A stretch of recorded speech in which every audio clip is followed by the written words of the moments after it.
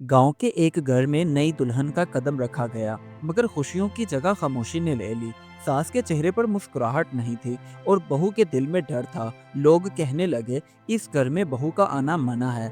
आखिर ऐसा क्या हुआ था जो एक नई जिंदगी को शुरू होने से पहले ही रोक दिया गया? क्या ये सिर्फ अना का मसला था या बरसों पुरानी तलखी?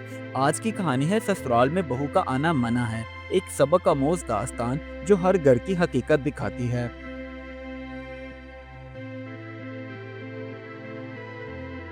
ये कहानी है गांव के एक बड़े मगर खामोश घर की। उस घर में रहती थी रशीदा बीबी, जो अपने सख्त मिजाज के लिए पूरे गांव में मशहूर थी। इसी वजह से उनसे लोग बात करते हुए भी डरते थे। रशीदा बीबी का एक ही बेटा था, अली। इसलिए वो चाहती थी कि बेटा हमेशा उन्हीं के पल्लू से बंधा रहे। वो अक्सर अपने बेटे को अपने पास बुलाकर समझाती कि देखो बेटा, मर्द वही होता है जो औरत की कभी ना सुने, बस अपनी ही सुनाए और उस पर हुक्म मुसल्लत करता रहे।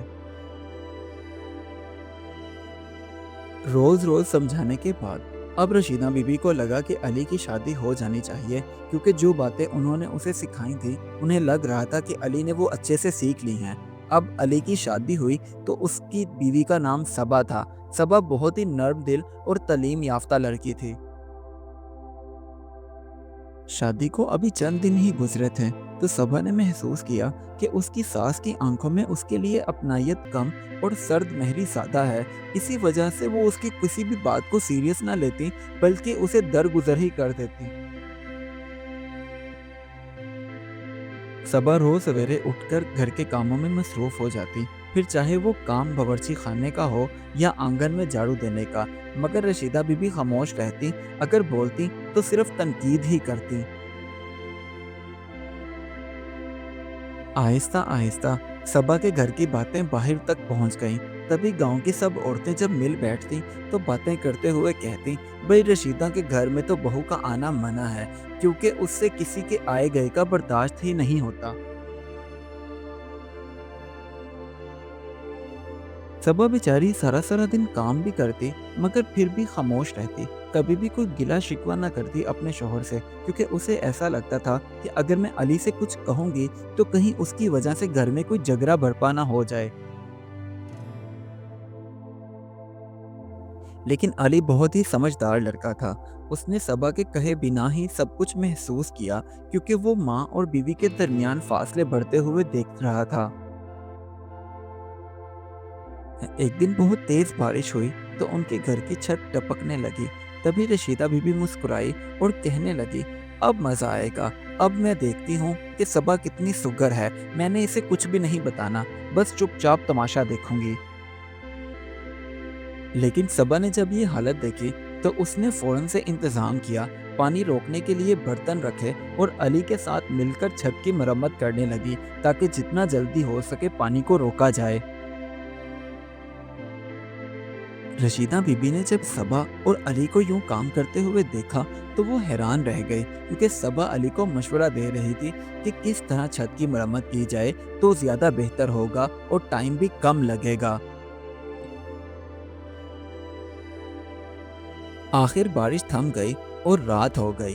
तभी रशीदा बीबी आंगन में चारपाई पर बैठी अपने माजी को याद करने लगी कि किस तरह वो भी नई नवेली दुल्हन बनकर इस घर में आई थी और उसने बहुत मुश्किल वक्त देखा था, मगर फिर भी हिम्मत न हारी।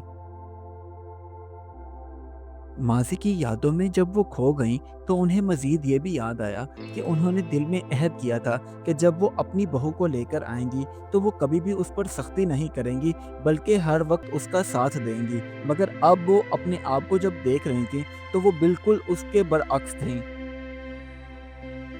अगले दिन जब सुबह का वक्त हुआ तो रशीदा बीबी ने बहुत ही प्यार से सबा को आवाज़ दी।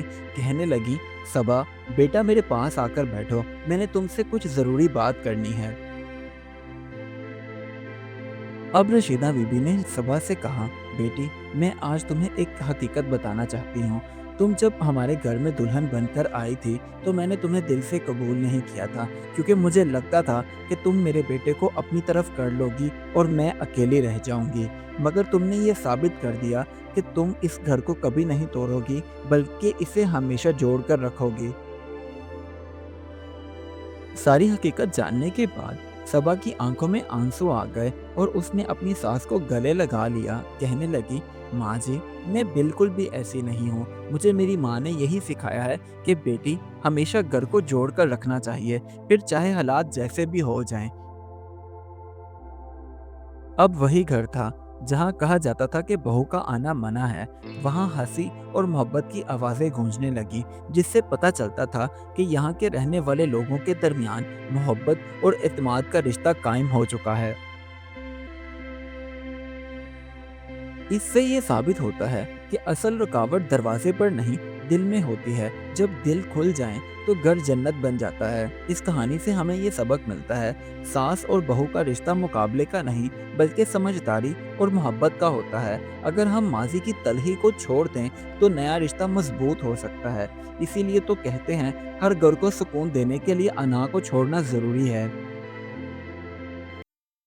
Do like my videos and don't forget to subscribe my YouTube channel. Also press the bell icon.